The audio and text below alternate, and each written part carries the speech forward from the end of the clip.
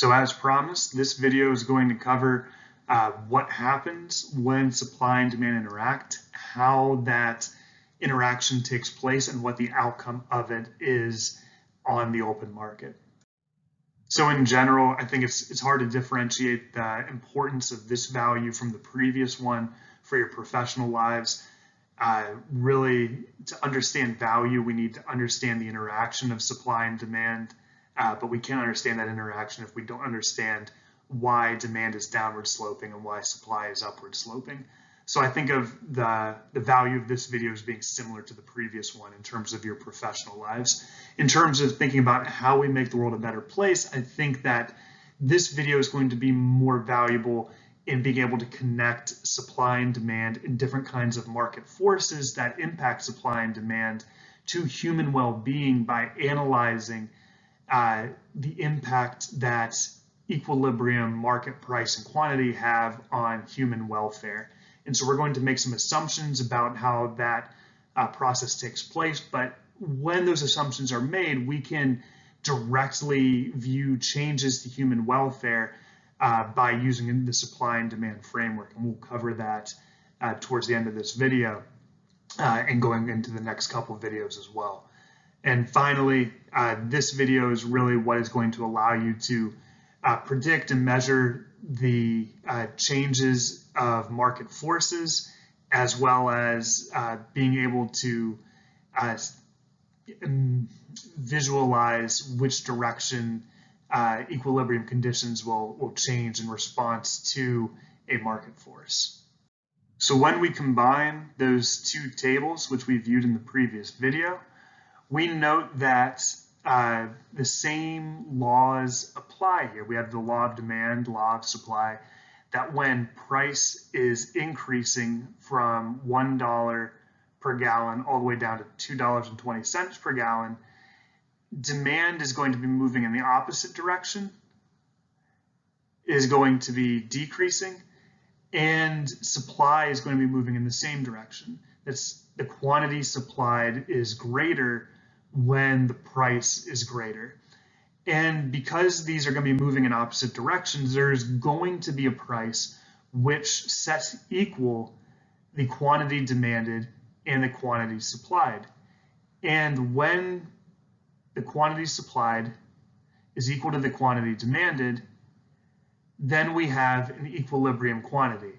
That quantity, that amount, is going to be the amount that is traded on the open market, the amount which is going to represent the total quantity, the total amount of gallons of milk bought and sold during whatever relevant trading period we're discussing. So we think of when the quantity demanded is equal to the quantity supplied, this is just going to equal our equilibrium quantity, which we may represent as a Q star, or if we are viewing this as a starting point, then, and we're thinking about a change to that equilibrium quantity, then we may put Q0, which is also Q naught. And the naught here, if any of you have taken high school physics, I believe that's still the term they use to refer to zero. So that is, we'll use those interchangeably, but remember that's only if this is the first equilibrium quantity.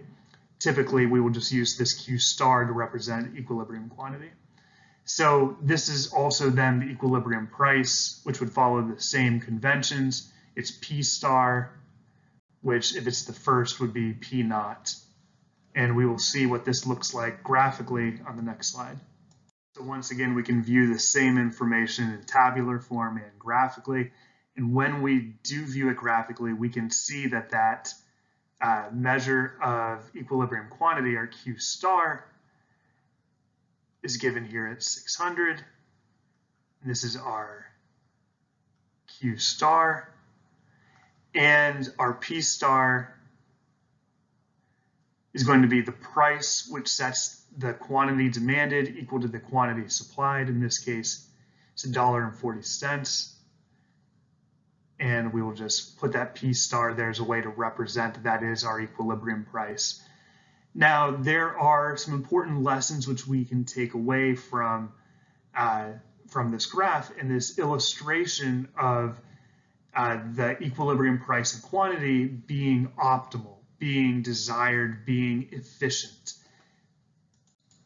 So what happens if the price is above the equilibrium price? Let's say that we have a PH for P high, high price of $1.80.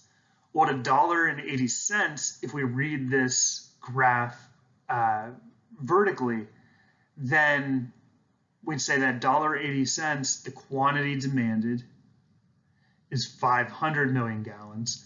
However, the quantity supplied is 700 million gallons. So in this case, we have a greater quantity supplied than there is quantity demanded. And the phrase that we use, the terminology that we use to describe this phenomenon is a surplus or an excess of supply. And what does this mean effectively? What does this mean in the real world? Well, if there is more of a good which is produced at a price than is consumed at a given price, then we have products accumulating on shelves. We have an increase in inventory. We have a glut is another word we use to represent a surplus, a glut. And this is a problem for producers. This means that they have invested resources as represented by their marginal cost of production into producing a good which they were expecting to sell and they can no longer sell, and they are unable then to recoup some of those investments and to spend them on future production. So this means that they probably have to lay off employees, which means that if people aren't able to work, then they lose their income and they're no longer able to buy products, and we have this downward spiral in our economy. So surpluses aren't good, gluts aren't good, but what happens when there is a glut? Well, typically, if there is an excess supply of a particular good, then this leads to downward pressure on price. And this is intuitive, right? At the end of every year, automakers and car lots are under pressure to get rid of the previous inventory, that they have an excess supply of 2019 models and they need to make way for the 2020 models, for example. And so how do they try to get rid of that excess supply, that glut of outdated models? Well, they put them on sale. They have special year-end financing. They have special promotions. I think what's the Lexus December to Remember sales event, the Toyotathon, all these different end of the year sales. And so we have this downward pressure from the market to reach that equilibrium price for that particular good.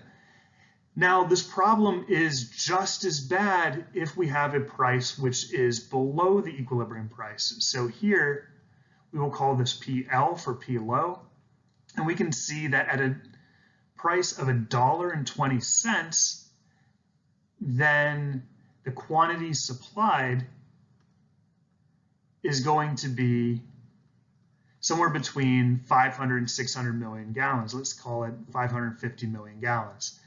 However, the quantity demanded is going to be closer to 700 million gallons. So we have more of a good which is demanded at that price than is able to be produced. So intuitively, when there's not enough of something to go around, when there's not enough of a product to meet the desires and wants and needs of consumers, then we say that there is a shortage, or we can think of this as being an excess demand.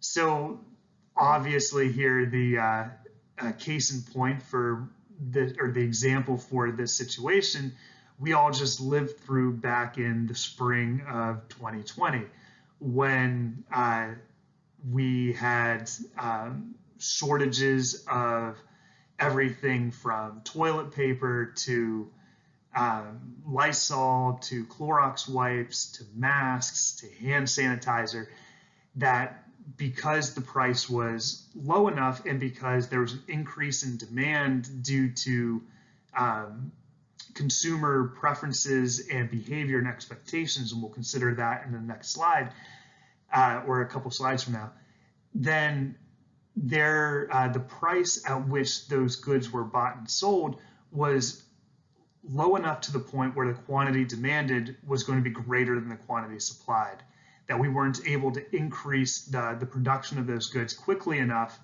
And at that price, consumers were willing to buy more than what was available.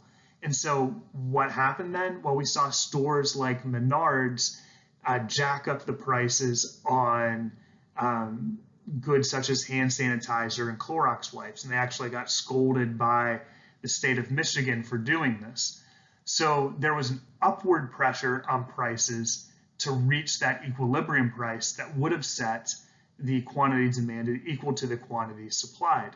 And so here again, we can think of that equilibrium price as being efficient, as being optimal, and as setting the equilibrium quantity demanded equal to the quantity supplied. And we will consider why that is really optimal, other than the fact that it doesn't create a surplus or a shortage, here in a little bit.